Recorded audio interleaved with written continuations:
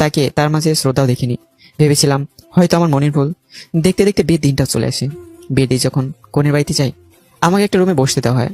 বাড়ির সাজ দেখে বোঝা যাচ্ছে যে তারা আমাদের থেকে কিছু কম করেছে, কিন্তু তারপরে যা হয় তার জন্য প্রস্তুত ছিলাম না।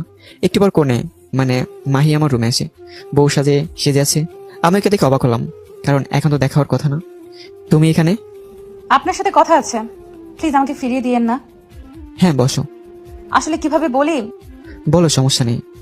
আসলে আমি চাইছিলাম আপনারা যদি যৌতুকটা না নিতেন, না হলে এই বিয়ে পর আমার বাবা মা সম্পূর্ণ পথে এসে যাবে। আমি তো শুনে অবাক।